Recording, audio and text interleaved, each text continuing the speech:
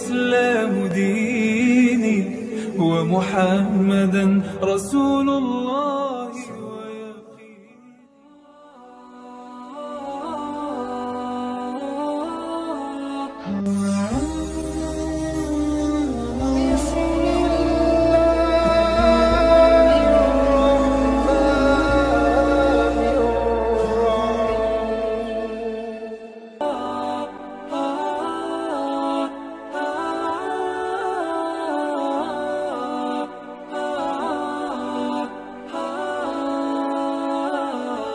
pangan di Indonesia.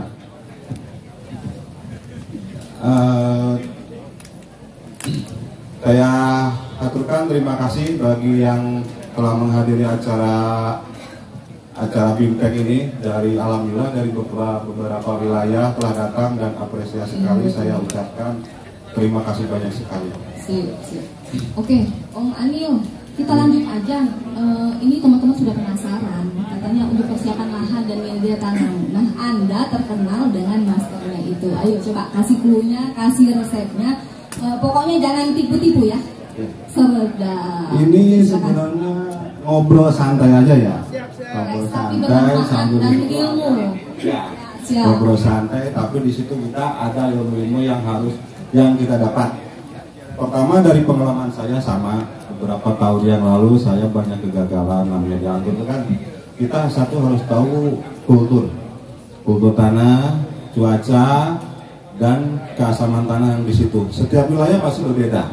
Pada dasarnya di Bogor sini akan berbeda dengan Bogor saya, karena Bogor saya itu dekat pegunungan, di kaki gunung, MDPL-nya itu sekitar 450. Sedangkan di sini ibaratnya lebih tinggi.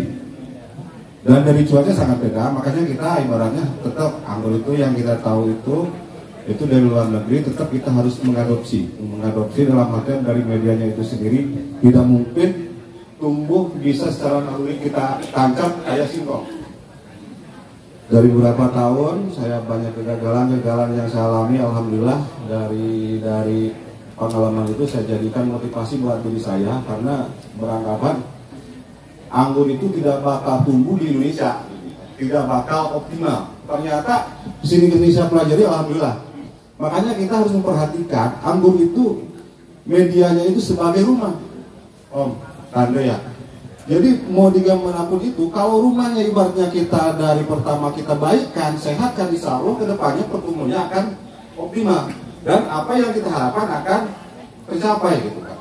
Saya menekankan salah satu yaitu dari medianya. Satu media ada beberapa sumber yang saya pakai komposisinya, yaitu dari humus bambu yaitu tersimpan di situ banyak unsur-unsur hara organisme, yaitu dari trichodermanya, rhizodermanya ada di situ, yaitu untuk salah satunya untuk penekanan penyakit yang berbentuk jamur di dalam tanah. Satu, saya sering pakai humus bambu.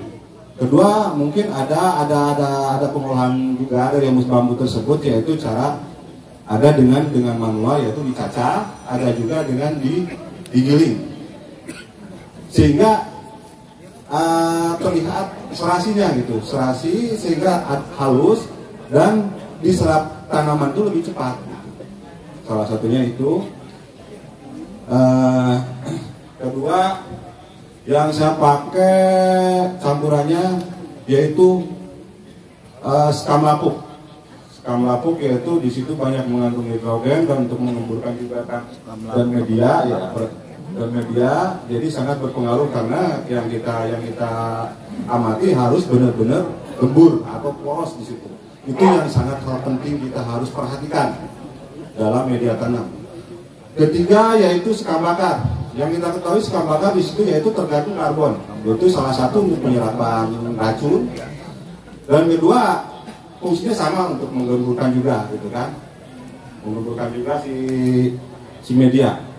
Ketiga, yang paling saya tekankan yaitu kohe, kotoran hewan.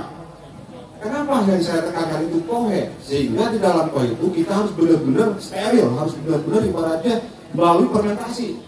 Karena kalau kita tidak fermentasi di situ akan banyak bakteri ataupun kuman yang ibaratnya akan mengganggu terhadap pertumbuhan itu sendiri. Salah satunya yaitu dari jamur, dari uret, dari bakteri-bakteri lainnya, sehingga saya sangat menekankan yang harus diutamakan itu fermentasi. Si kohe ada bermacam-macam, yaitu kohe kambing ada, kohe sapi, kohe ayam banyak dan lain-lain. Itu yang sering saya pakai. Itu kohe sapi, karena dari teksturnya udah beda. Kalau kohe kambing ibaratnya kita granul itu akan lama terserapnya. Kalau kohe sapi kan akan cepat terserap karena bentuknya gembur. Itu saya sangat menekankan itu dari kohe. Faktor utama kohe harus lewat fermentasi. Bagaimana cara fermentasinya, gitu kan? Mungkin Om dan Tante sudah tahu seperti apa fermentasinya dan bahan-bahannya juga. Ya mungkin akan saya jelaskan juga di sini kan cara fermentasi. Mungkin dari bahannya kita sediakan M4, molase sama dedak. Saya sediakan dedak. Kenapa saya sediakan dedak? Karena itu untuk proses mempercepat fermentasi satu. Kedua untuk adanya B1 untuk pertumbuhan itu. Dedak sama molase sama M4 itu perbandingan, kalau menurut standar perbandingan yaitu 10 mili banding 1 liter. Itu terserah, itu akan lebih banyak, lebih bagus untuk proses fermentasi takarannya. Setelah itu dari molase dari M4 kita campur, didahulukan. Kita campur molase dahulu, kita untuk memberi makanan si bakteri, dan setelah itu kita kasih molase untuk adanya pengembangbiakan si bakteri tersebut, mikroorganisme. Itu paling lambat itu saya 2 jam atau lebih lama, lebih baik 24 jam. Itu supaya si bakteri itu berkembang karena dikasih molase. Itu makanan bakteri yang molase. Air gula, air tebu bisa. Kalau nggak ada molase bisa dengan gula aren, bisa dengan gula pasir, itu bisa. Kalau ibaratnya apa yang kita ada silakan. Nggak ada yang di sini, nggak jadi masalah. Kita bisa pakai Yakult, itu sama seperti bakteri, bisa disarankan gitu kan. Untuk prosesnya mungkin kita setelah aduk, kita dari kohe sapi kita campur dengan dedak kita aduk dulu, terus setelah kita dedak aduk kita siram kohe tersebut dengan molase yang dengan M4 yang kita udah campur, terus kita ibaratnya jangan terlalu basah ataupun terlalu kering, cukup dengan lembab dipegang begini ibaratnya membuka tapi akan pecah lagi gitu. Setelah itu kita tutup dengan plastik ataupun terpal kita selama seminggu kita lihat dan kita aduk lagi biar cepat.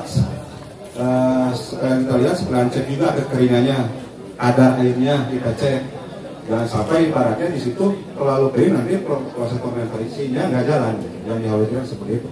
Kita kalaupun memang kering kita kasih lagi campuran molase dan M4 itu sendiri.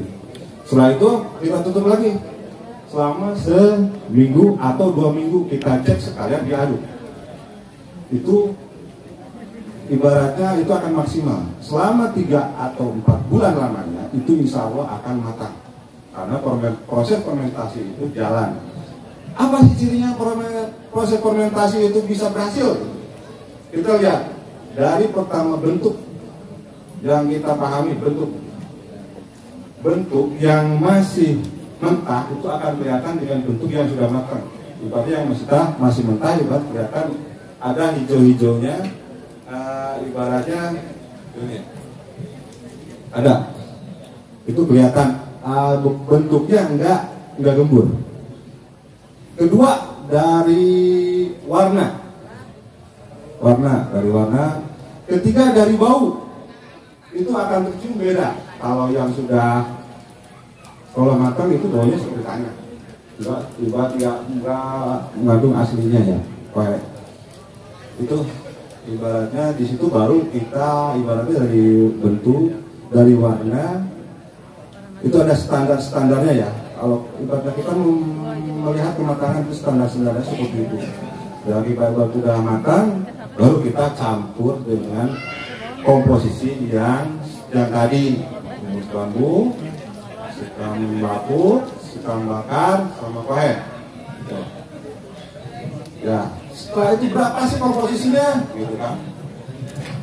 Komposisi yang saya pakai karena ini untuk daerah Bogor, yaitu curah hujannya tinggi dan cuacanya, ini asli maksud saya belum pernah, saya mungkin masih tahu lah untuk di bidang anggur, cuma alhamdulillah saya ibaratnya tergerak dari sini untuk lebih memajukan lagi.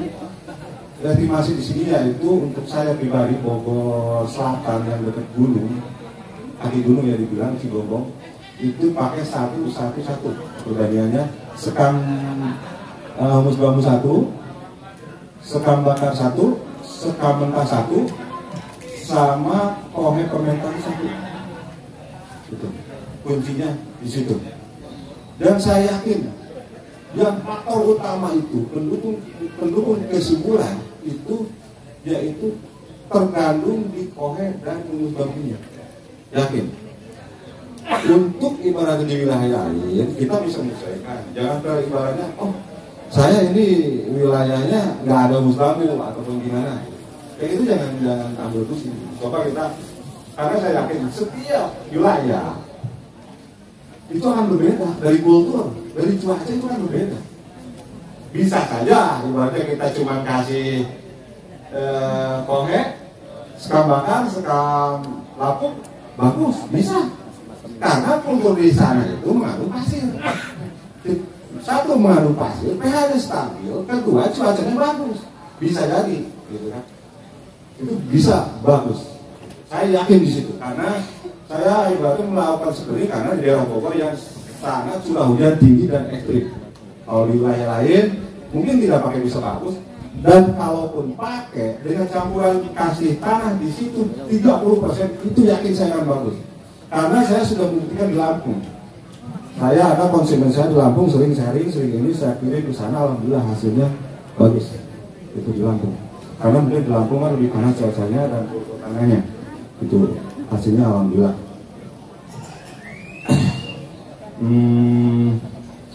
Kedua kita campur di situ ya dengan komposisi 4 komposisi itu, terus kita aduk rata dan kita kasih kapur dolomit. Kenapa kapur dolomit? Satu, untuk menstabilkan pH. Kita tidak tahu pH yang kita itu apa ngedrop apa basah, kita nggak tahu.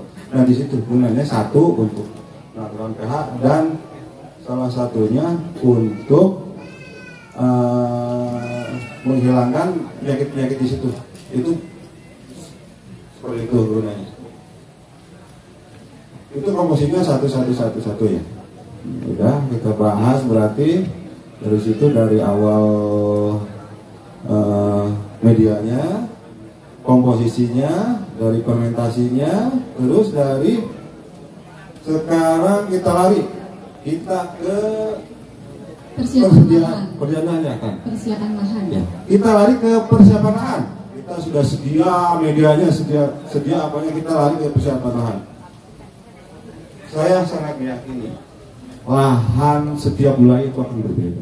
Tapi saya akan punya standar bahwa di Indonesia itu akan lebih bagus pakai GH. Itu kenapa? Satu, akan lebih mudah kita mengontrol dan akan lebih kita semaunya kita untuk membuahkan. Karena kenapa? Mau ibaratnya kita cegah, namanya faktor alam itu nggak bisa.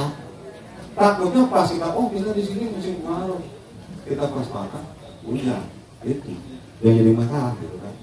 Pas berbunga hujan, makanya harus diperhatikan itu lahan. Pertama dari GH, kedua dari ukuran lubang. Ukuran lubang itu kita tetapkan, kita standar kita ya. Silakan mau sekecil ibaratnya galon, sebotol aqua itu mau segede drum nggak masalah ya. Gitu. Tapi standar kita 50. Ya 50 kali 50 berarti diameternya 100 ya. Di situ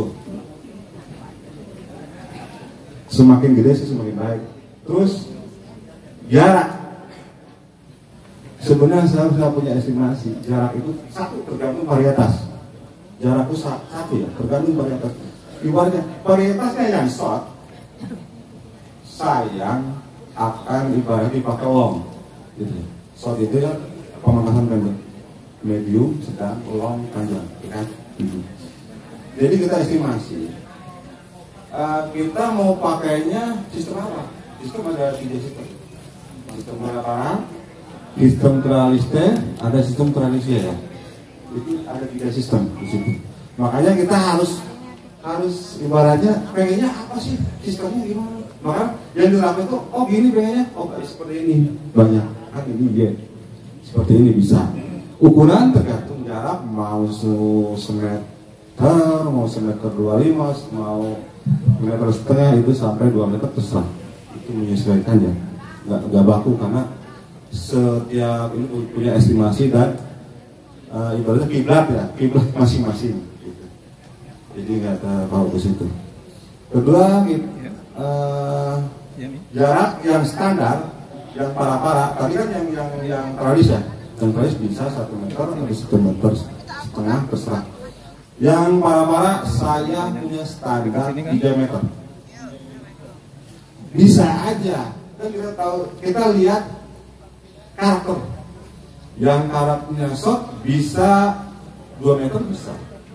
Cuman tujuan kita ke depannya kita mau ibaratnya memperindah panen 1 kali apa 2 kali gitu kan? Bisa. Kalau punya pengen panen 2 kali, 3 kali, berkali-kali bisa aja. Yang penting kita tahu unsurnya terpenuhi nggak gitu kan intinya.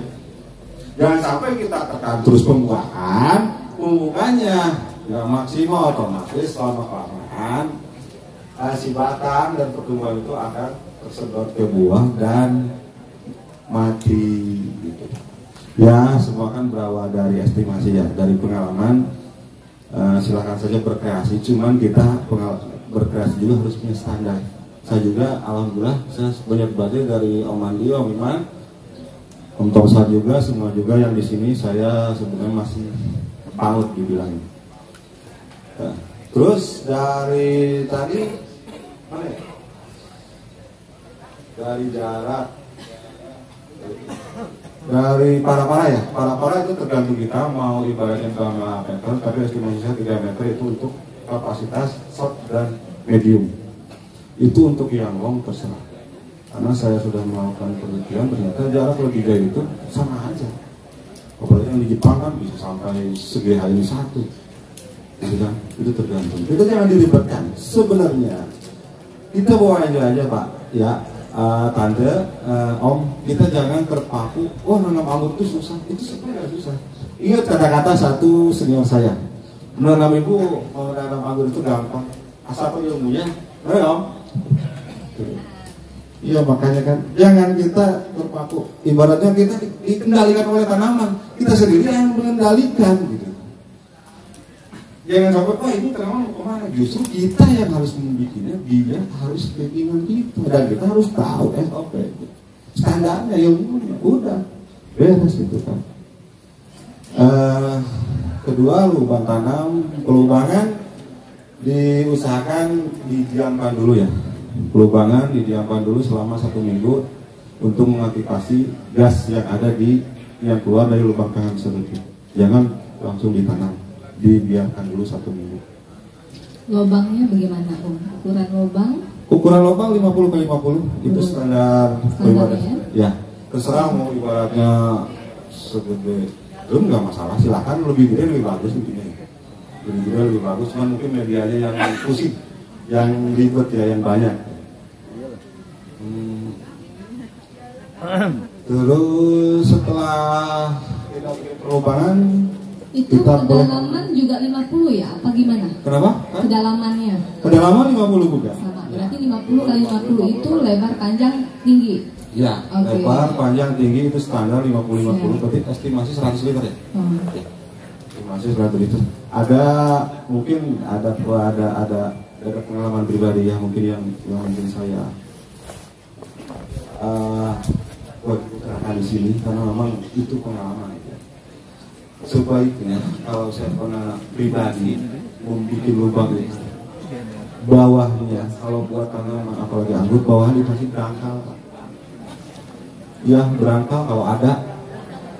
Berangkal itu dari puing-puing biasa, pecahan puting atau apa, ya itu akan berpengaruh ke depannya insya Allah.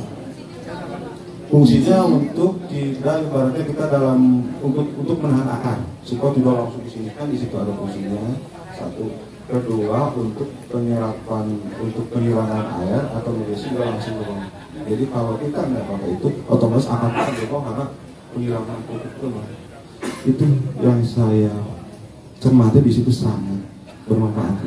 Silahkan kalau ada, kalau nggak ada nggak ada masalah. Cuman kalau ibaratnya di sini kan saya masih banyak senior gitu, saya juga masih banyak kekurangan ilmu dalam hal anggur, masih merasa gitu kan apa saya gitu.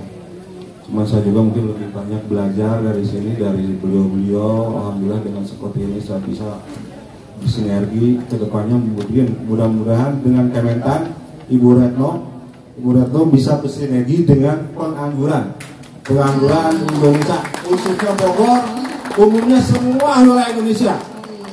Dan Bapak Liberty, semoga kedepannya kita semangat pengangguran. Ya, yang saya harapkan kita bisa bersinergi. Itu. Baik. Mungkin cukup sekian dari saya. Pak, mau tanya Pak. Ibu maaf, nanti ada sesi pertanyaan. Kita akan lanjut ke space moderator yang lain ya Bu ya. Nanti ada sesi pertanyaan di akhir. Ya. Hah? Apa tuh? 5 menit aja, 5 menit ya. Tentang tanah juga. Apanya Bu? Kita keterbatasan waktu, jadi nanti kita lanjut. Ya? Oke, terima kasih Om Anil. Baik.